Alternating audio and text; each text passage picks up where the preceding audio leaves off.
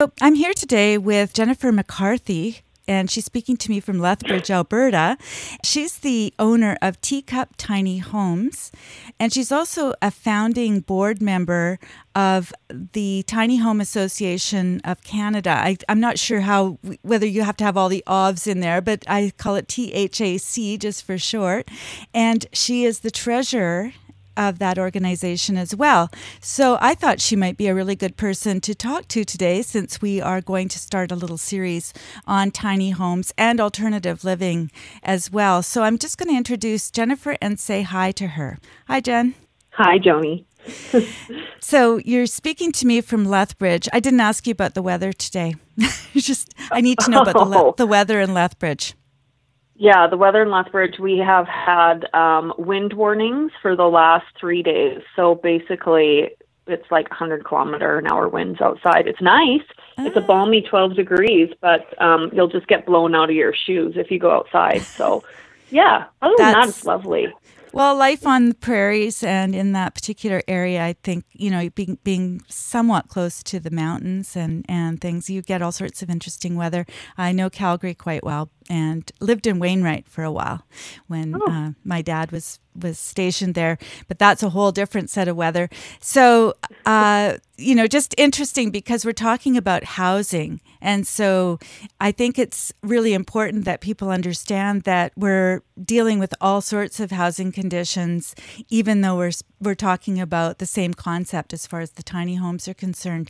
So tell me a little bit about how as I call it, the THAC got started.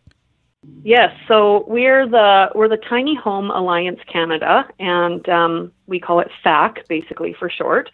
So they got started a few years ago, and really it just started with a bunch of people across Western Canada kind of sitting down and talking about the tiny home movement. And I got involved about a year ago when I incorporated and started Teacup Tiny Homes. And the Tiny Home Alliance is really a national community. We've just gotten our nonprofit organization status. And as we're working to set all that up, we have big things coming here in the next few months. But that's how I kind of got into it, as I started looking at building tiny homes. And right now we have 5 core people from BC to Saskatchewan. And we're setting up with the board and the nonprofit and just really getting things started. Oh, I love it, because I had a little look at the website, and it calls itself a national community, and you offer resources and networking, which I think is really important too, because when people get involved in actually either thinking about building a tiny house themselves or getting one built, sometimes they just don't know where to start. So it's great to have that website as a resource. Yes, we get people contacting all the time, lots of Facebook messages, lots of calls. What do we do? And the great thing about the movement right now is, the information is so overwhelming, and it's really a different story for everyone, and across Canada and the U.S. for that matter. And things are just changing in 6 months. I mean, even the way that they've looked for insurance for tiny homes has changed in the last 6 months. So, it's ever evolving, which is really great when you're dealing with a movement. That means we're just only gaining traction. That's really interesting, because I know insurance is a big issue. It sort of falls outside of the parameters of insurance companies have all of these sort of requirements, I suppose. And I know that if you have, say, an RV and you're living in the house, you can insure your RV as part of your house insurance. But if you just have a tiny home, or, if you're living in an RV itself, there's no options as far as I've seen. So what have you done in terms of insurance? You're working with certain insurance companies, or how does that work? Well, yeah, and everything's different. And again, what I'm trying to provide with to the clients that build with me is really that level of education. So through Tiny Home Alliance, and we're kind of talking 2 different streams here, but across Canada, it is so different. And the Tiny Home Alliance is a really great place to just reach out and really get in conversations with people across the nation. As far as what I've done through Teacup, I'm going to do a plug here for Western Financial, and they can provide. Good for you. Yeah, there we go. I believe in supporting the partners. No, right? I think that's great. Absolutely. And they, so I've partnered with them for insurance, and they've done quite a bit of research. But again, a few months ago, they were saying, "Oh no, it's just fine. We can get tiny homes insured." And now they're coming back with basically a checklist of things that need to be done. I know some of my other clients, like they're really going through the motions and really trying to solve the problems of how do we make this work. So things that they're looking for, yes, some companies, and I believe Western Financial only had 2 that would actually insure a tiny home. All of the rest of them just kind of put their hands up and backed away and said, no way are we going to do it. So one of those things is the Csa Approval on the tiny home. What we're really finding as we move forward in the movement is safety is a huge issue, and just as much as what we went through in standard residential construction is that there needs to be codes and there needs to be things that are followed, and tiny homes need to be built by certified trade partners just as they would be in standard construction. Right. And again, one of the reasons, I loved the idea of just building a tiny home and, seeing where it would go from there, but there could be huge liabilities with that. I mean, we're taking a home that essentially travels down the highway. So if anyone wants to take that risk and that liability to not do it right and not follow safety codes and have something fly off on a highway and hit a minivan, God forbid, that's just not where the movement needs to go. And it would be a great way to kill the movement if we start dealing with huge incidents. So safety has become a big thing. Yeah, that's a good point too, because we think about the tiny home at where it's situated as being the thing that needs to be insured, and the building codes and that sort of thing. But that's true. You're taking a risk, and I guess that doesn't come under your motor vehicle insurance. I don't know how it works in Alberta, but I know that if I'm taking a trailer down the road, then I insure the trailer and it becomes its own entity, I suppose, as I travel, and it has its own insurance. And I suppose that's quite different when it comes to a tiny home. Well, not really. It would be the same as any trailer insurance, technically. So if you have the home, and that's where there's all these different levels of insurance as well.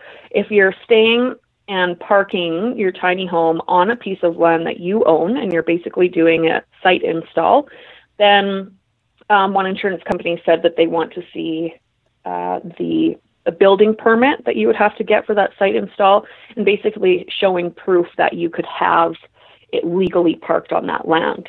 And interesting.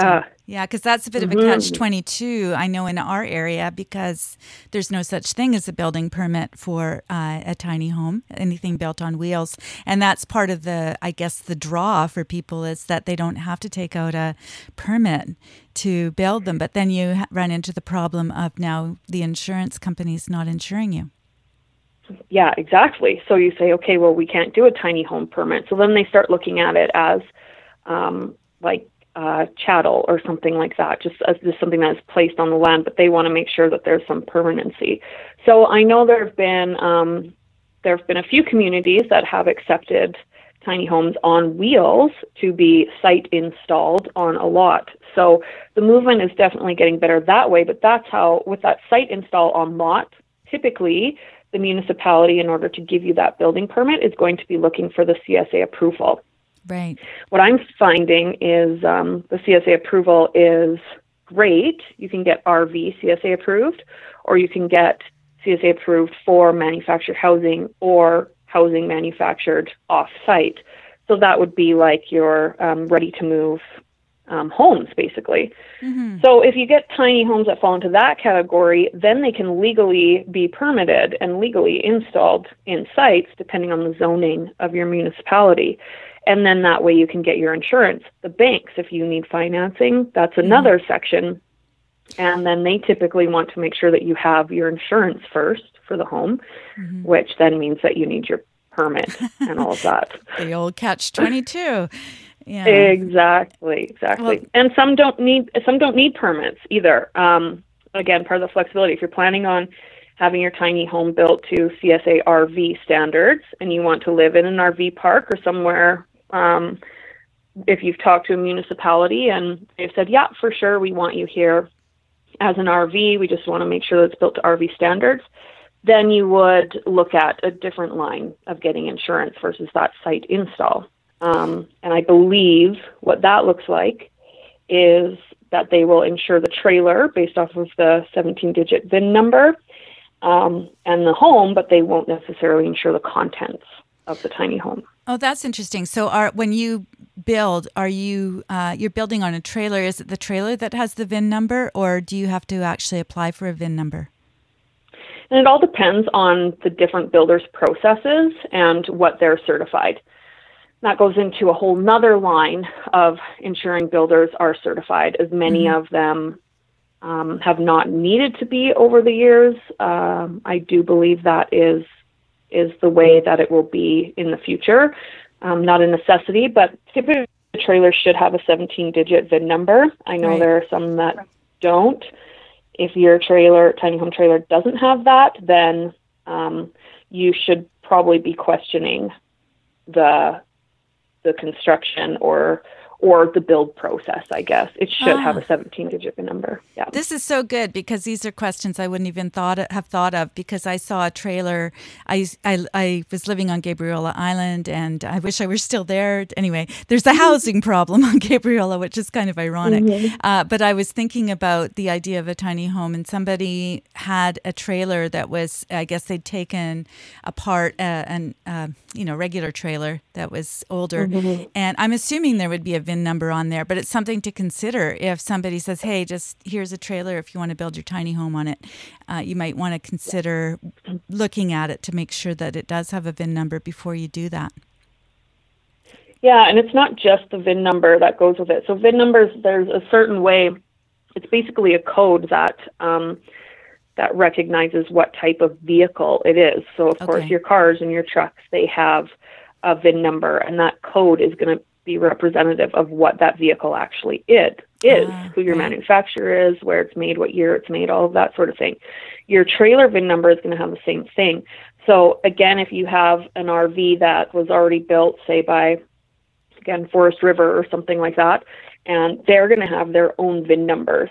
And that VIN number is going to be reflective of what they have built and basically attached to that number.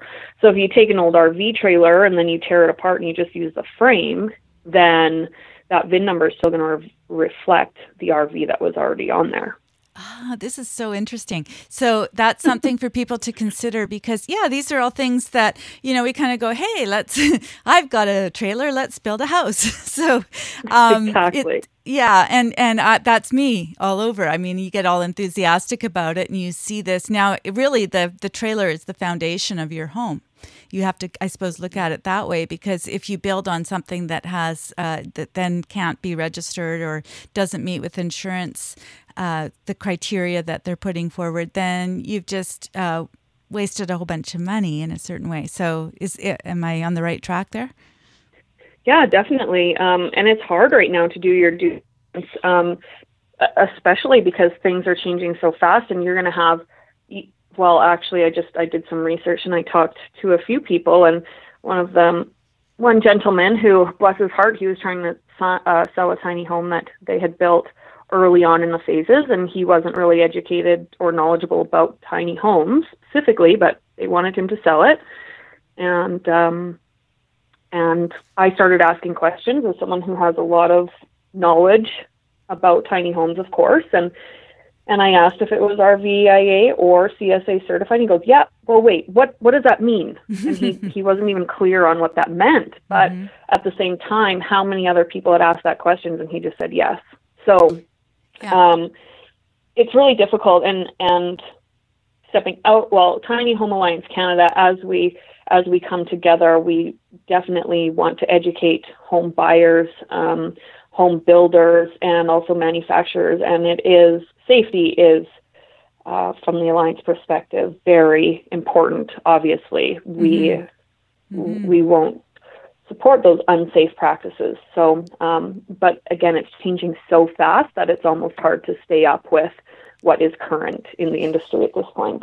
Well, that's the great thing about having an alliance like yours, because I remember when I was actually selling electric bikes when they first came out many years ago at the beginning of the 2000s. And at that time, you weren't allowed to ride the electric bikes in Canada. And I remember getting in touch with people in Ottawa and, and I said, well, what are your safety concerns? They said, well, it could run out of electricity. And I said, as though a car never runs out of gas. But it was really interesting because it was X on that. We're never going to have electric bikes. They're never going to be an option. And so I was importing them from the States. And so I see this movement as being similar because, it's like just wait a few years and somebody, I just didn't have the structure at that time to be able to fight Ottawa at that point or to change the laws. But obviously the demand creates this change that takes place. So it's really cool. It's like pioneering. It's like going, there are people that have been making tiny homes and sort of living on the fringes, particularly where we are on the West Coast, because there's so much land. And I imagine Alberta's the same thing. There's places that you can go and park it and nobody's going to notice. But now it seems as though we're starting to look at it as, something that is totally viable and that is insurable and that sort of thing. So what changes have you seen? This is since you've been there for a year, but this is since 2014 that the Alliance has been together. So I suppose you've heard tell about how things have changed. Yeah, well, it's been really interesting. I started my research into tiny homes basically towards the end of 2014, and personally, and then, like I said, joining the Alliance about a year ago, so that being 2015. And when you talked about the pioneers, of course, and as we talk about safety and making sure that tiny homes are built to codes or to standards and by professionals and that sort of thing. If it wasn't for these pioneers, we wouldn't be where we are today either. So one of the big changes really has been, even a year ago, you don't need to follow code, that's fine. And even building our first model home, I have a background. I have 14 years in conventional residential construction. So I've been with a home builder in Lethbridge for 15 years. So again, safety is very important. I'm very aware of building code. So we made sure that we built our tiny home more so to Alberta building code than we did to RV standards. So technically, our tiny home was very overbuilt. And I think that's what a lot of people do. It's not like you can put these tiny homes together that they want to live in, and they want it to be poor quality, especially if you're building it with your own two hands to live in it with you or your family or whatever else, right? Mm-hmm. So with these pioneers, they were really the ones that started it. And I do believe that now the government, municipalities, your service providers, all those types of things, they have really seen that, this is going to happen whether we like it or not. Right. And either we can come up with some rules and some standards and decide how we want to deal with it in a safe and effective way, or we're just going to have people, like you say, pulling up and hiding in the bushes in their tiny home. And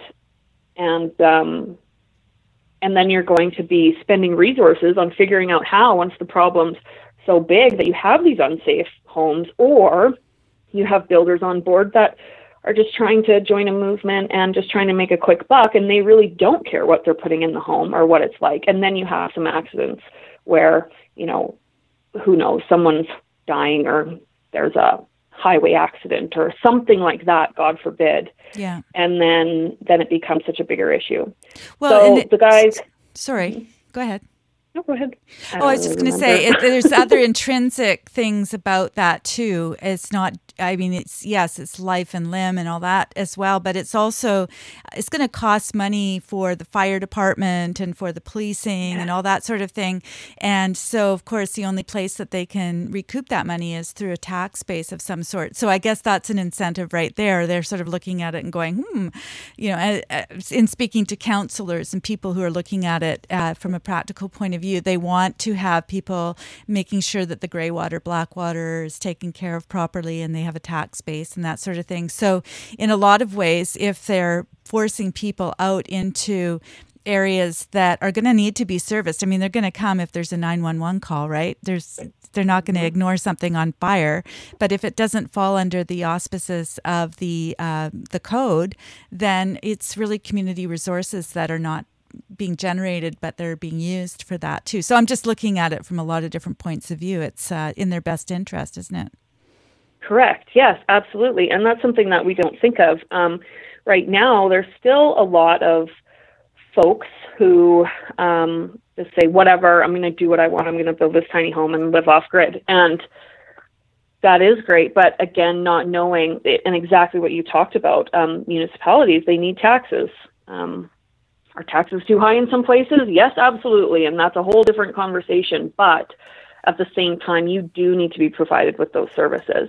And there are things that I think we just take for granted day in and day out from our municipalities and from our communities that if we sit down and think about it, we do need to be contributing as well if we want to live somewhere. That's just what needs to happen. Again, your gray water and your black water, like what you mentioned, sanitation is very important. We definitely don't just want sewage just randomly drop because we don't know how to deal with it or we're not dealing with it properly. And in your tiny homes, you have to provide those necessities of life. You have to have somewhere where you can get water. You have to have somewhere for your sewer to go. You have to have safe air to breathe. So those are all things that really need to be thought of as well. And it's not just about the safety for the people living in the tiny homes, it's about the safety of the people living around the tiny homes as well, because that is just as important. Right. These are all really interesting things. So just on that subject, how do you deal with that as far as the organization itself? I know that as a builder, it's probably different than conceptually how you're facing the problem overall. Do you see what I'm saying? I know that you as a builder probably have some great ideas about how to solve things, composting toilets and, reservoirs and that sort of thing.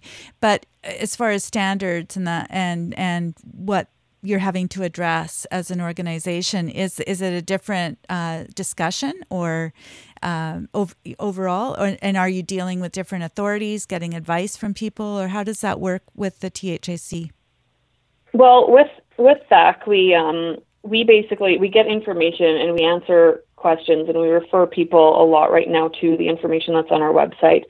We are involved with some people across Canada. There's a great, exceptional lady who did a lot of work and submitted some building code changes to the NRC for the National Building Code for tiny homes. This was back in March, and they haven't gone through yet, but we know that this takes quite a while too. So as we just get information from the industry, we don't really give our opinions or say, you need to do this or we need to do that. It's more so we provide information that comes to us, or we phone people and if they reach out to us and just offer our advice, or refer them to the website or refer them to documents that have come out from governing bodies. But we aren't lobbyists. We don't lobby the government. We're really just a place for everyone to come together across Canada that's looking for information or that just believes in a movement.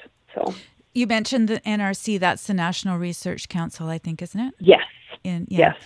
Funny, that's the same place I was dealing with it with the electric bikes. So I actually have relatives that have lived there and or worked there, and I had no idea that they covered so much ground. I mean, you send in information to them, and then I guess they vet it and they do studies and all sorts of interesting things. That's a whole different discussion, but I just wanted our listeners to know what that meant. Yeah. And also, just speaking of the whole process there. I guess what I was looking at is, do you have people like folks that are looking at innovative solutions to, say, the gray and black water disposal, helping you to come up with solutions so people could go to the website and they could actually get information on that? Or is that part of your purview? Well, there's a lot of information here now that we are an actual nonprofit organization. We will be membership based. So to sign up and be a part of our membership, then there will be small membership fees, of course, because we are an actual corporation now. So that is coming up, and right now we're at a point. There's a huge pivot point and change as to how we're going to move forward.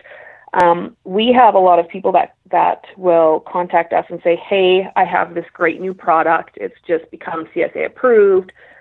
For example, there's one that is like a smoke alarm and fire extinguisher in one, basically. I think It was actually on the Dragon's Den, to be quite honest.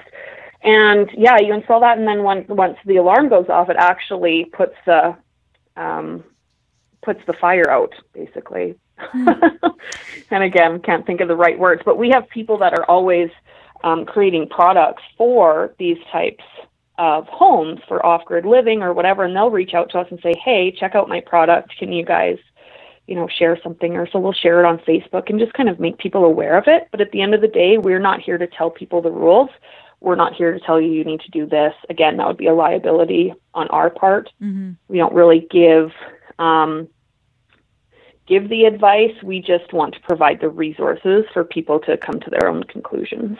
And you might refer them to that particular person who has the. I'm just thinking about me cooking and having the fire alarm go off every 2 seconds in that small space and the water coming on. Oh, it's bad enough when the fire alarm itself comes on. So I'm hoping that there's something that they've built into that. I'm sure they've considered that, people cooking in small spaces. Definitely. But so you would actually have that company's name and number, so they could take over from there.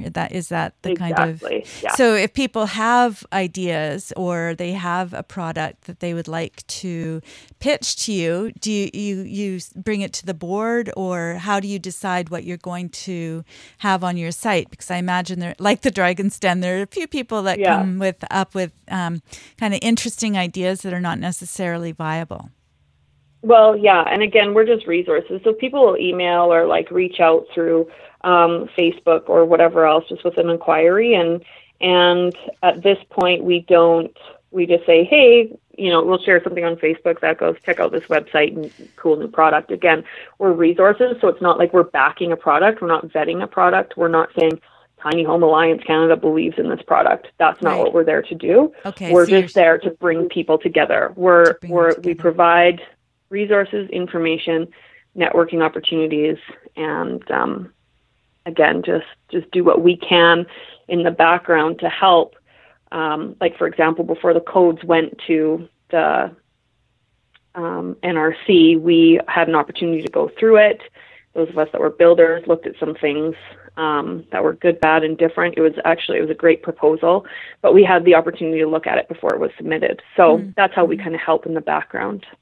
Well, I imagine that when things do begin to change on the municipal level or even on the national level, that you guys will probably play a part in that. I can see where that would be something that would coming down the pike, where people will say, here's an organization that we actually rely on for some of this information to be able to get, some sort of scope. Because I guess what I'm looking at is the fact that we have a continental issue here. It's not just Canada. I see that you sell to the U.S. as well. We have some issues that can be dealt with quite well by one organization or, a leading organization anyway. We don't have to keep reinventing the wheel, as it were. Exactly. And what we're finding, and that's a really good point, is that what we're finding is a lot of people, like individuals or individual builders or individual groups, there are probably hundreds of individual tiny home groups across Canada, and new ones are popping up all the time. Saskatoon, Edmonton, BC. everywhere there's tiny home groups. And what we would like to do is we want to reach out to these groups and make sure that we have a representative from basically every single one of them to kind of bring up what's happening in their provinces and their areas, so that we can work together. What we're finding is that there's a lot of people talking, and we have a lot of the information, but they don't even know necessarily, or they're not talking to us about what they know. So if we can bring it all together, it would just make it so much easier. There was one gentleman who did a talk in Edmonton a few weeks ago, and he was saying we need to have codes and we need to have standards. And when we talked about it at our board meeting, it was like, okay, well, we need to tell this guy that all of this is in progress, in the process. Like, we're doing this. Tell him to come talk to us, right? And again, because we have the smaller groups across Canada that are going out, and they might have a few examples from what they've dealt with or what they know, but it might not be what's happening nationally. So if we do come together, that's exactly it. We don't need to reinvent the wheel every time things are happening. Let's just bring all the information to one place. And that's what Tiny Home Alliance Canada really wants to do as we move forward. Well, I wonder if there's a bit of a resistance, because it's like living on an island. I've lived on an island pretty much all my life, but then moved to Salt Spring Island. And I found there was an interesting kind of attitude amongst people that move to these areas, and then they want to build something like a tiny home, for instance. That wasn't happening then, but there's a real resistance. There's a personality that you're dealing with sometimes amongst people, that they don't want to necessarily conform to all of the, they don't want to create a whole new kind of bureaucracy as they would see it. So there's, I guess, a sort of tightrope that you walk, wanting people to be part of this and bringing them into the fold, and yet having to deal with some of the people who aren't necessarily interested in being part of that, for lack of a better word, bureaucracy or organizational model. So do you find that that's an issue? Oh yes, definitely. There's always going to be that, no matter what kind of organization you're a part of. But what we're finding is that we're really all talking the same thing. Like, let's get some codes so that we can make this legal. Because municipalities were just so confused as to how to deal with it, that they would just say, nope, we can't do it. Nope, we can't do it. Nope. And so if we did, it seems the ones that want to be involved and want to move forward in, again, that safe and effective way, then, I mean, if you're a part of any organization, you want to make sure that your values align, right? And if they don't, then you just won't be a part of that organization. And that's fine too. Right. But we are finding people across Canada are typically saying the same thing. So with that, we just want to make sure that we're all talking the same language, or that we're being referred to the same resources, or that we can educate people too and just say, no, this is happening. We do have codes that are in the process. Like, you're not alone. Don't try and go at it alone. There's a huge group of people across the nation that are here and ready to help. So it's just about bringing everyone together. That's really great. Yeah, and that's exactly what is needed, I guess, to bring people into the fold, rather than having that heavy-handed attitude, which you often find with zoning departments in various places, as you say, where the answer is often no if they can't figure out what to do. It's just, oh, no, because it's you're a different kind of, you have a different mindset, in the sense that a lot of you are entrepreneurs or people who are in the actual field of doing this. You're not sort of, well, I don't want to denigrate people that are civil servants, but I've been one myself, and I know that it's not exactly a job that encourages creative thinking. Let's put it that way. So, and often it's not within their own job description. Nobody, it's cover your butt and all that stuff. So, so I guess that isn't really a question, it's a statement, but you're alluding to that. And I think what you're talking about is something quite different than becoming this organization that is advocating for all these zoning standards and that sort of thing. You're actually really trying to create a model that helps people to introduce a new type of housing into the different areas of Canada and the United States. Is that the difference to you?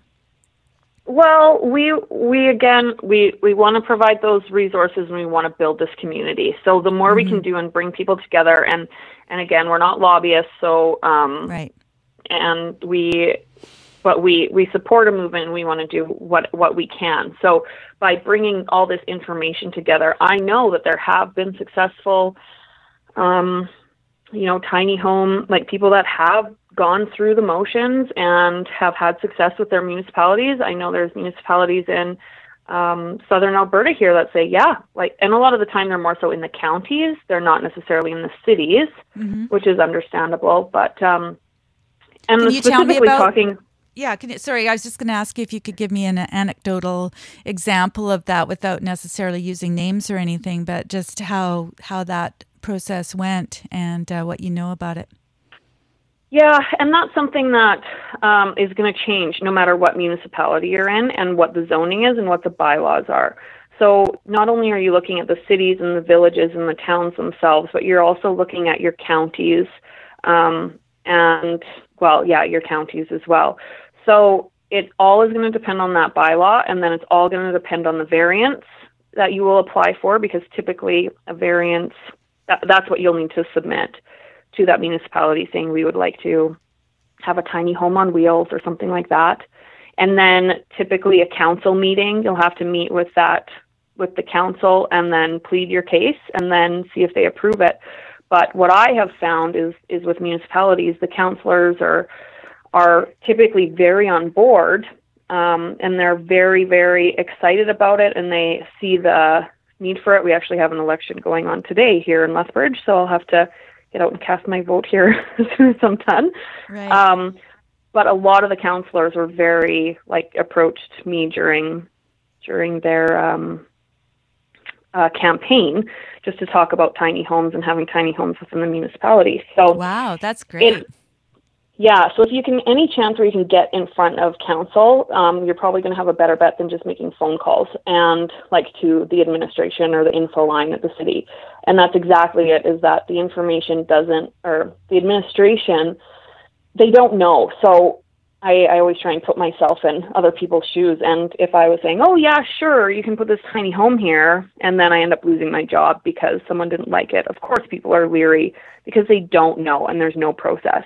Right. So it's about creating what the process is and then sharing it with as many million communities as we can to say, this is what we found successful, take it or leave it. But I think once we start to see them, and we are seeing them already, once we see one example, then we're going to see a lot more.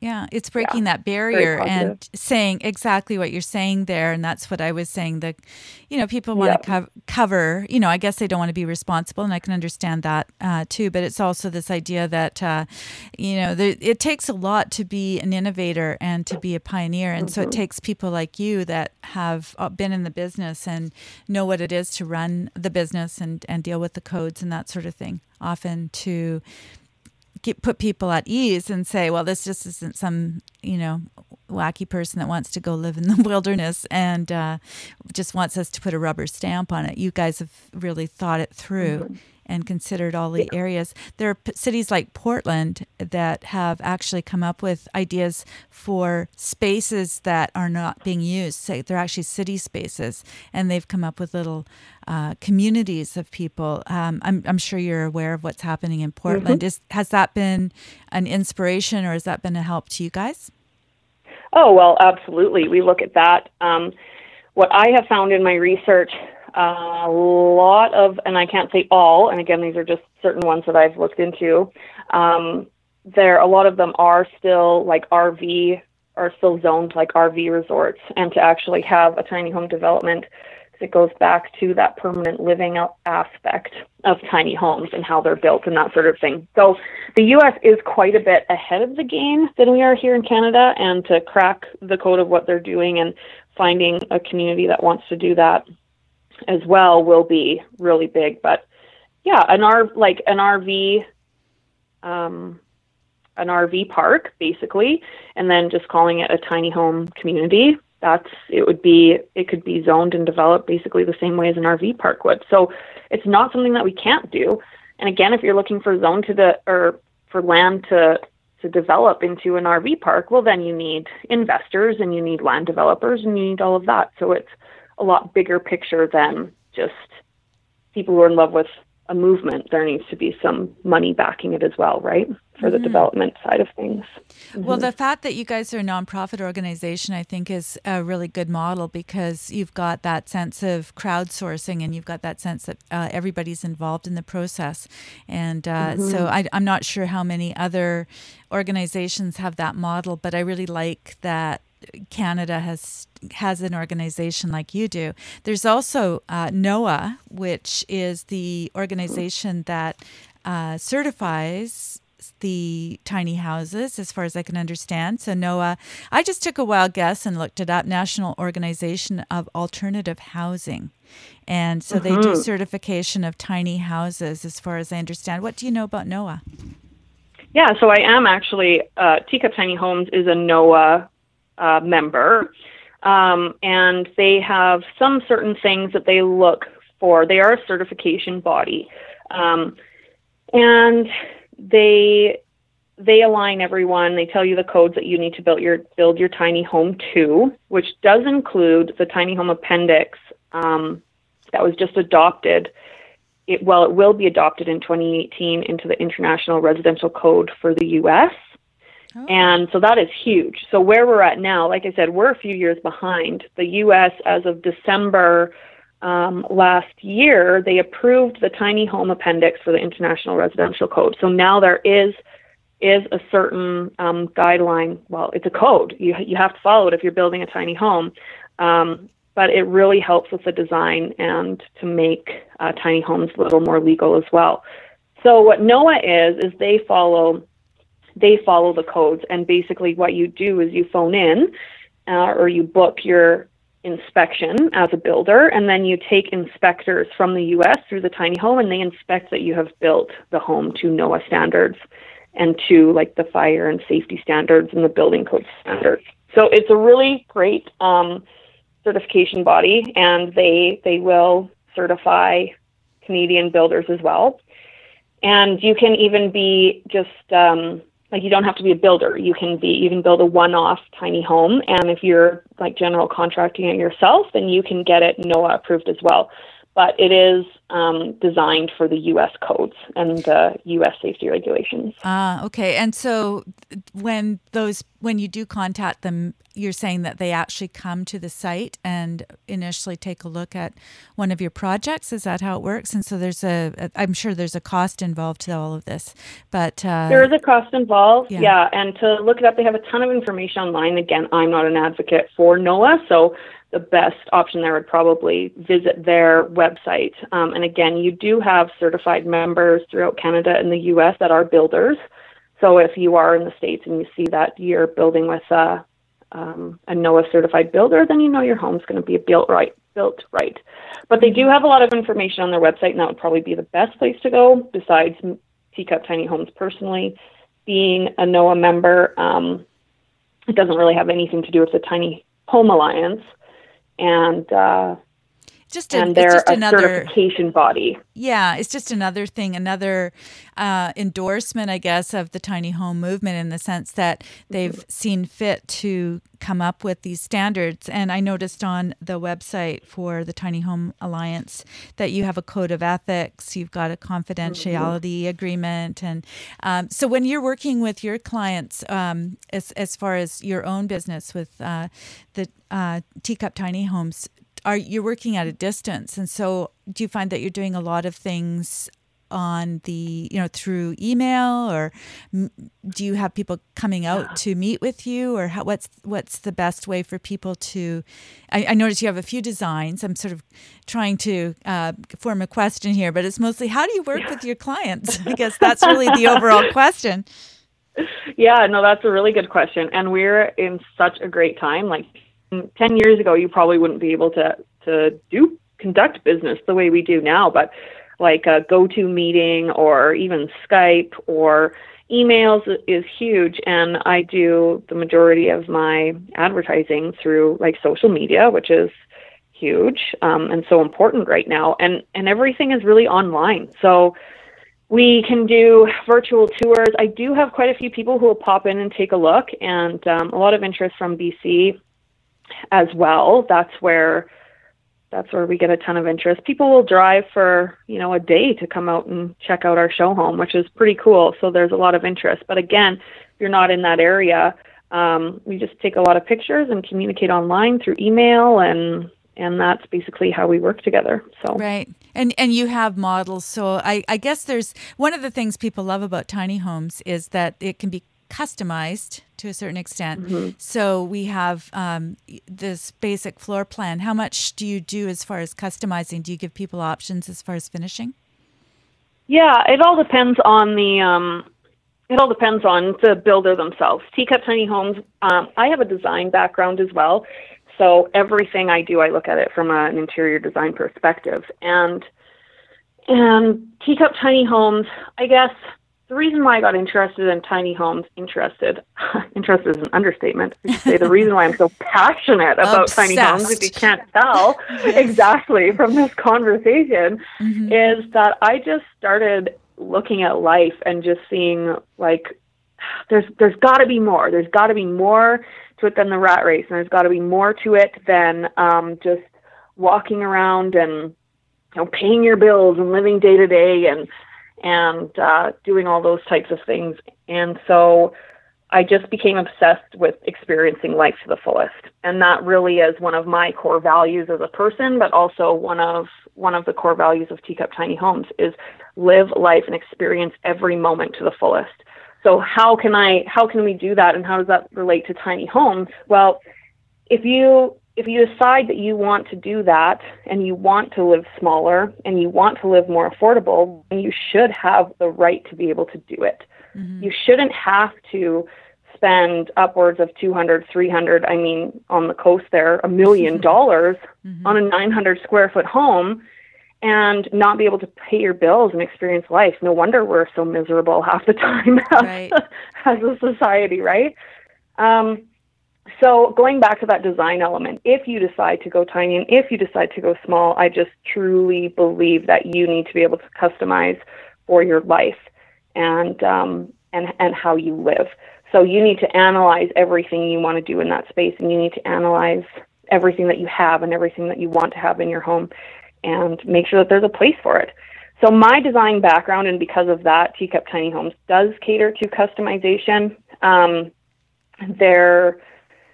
It is a lot more, I guess, work on our end for doing custom designs and custom plans, and it does cost a little bit more, but that's just one of those things that we offer because we truly believe that in order to live tiny and be happy living tiny, that you have to customize your plan. Mm-hmm.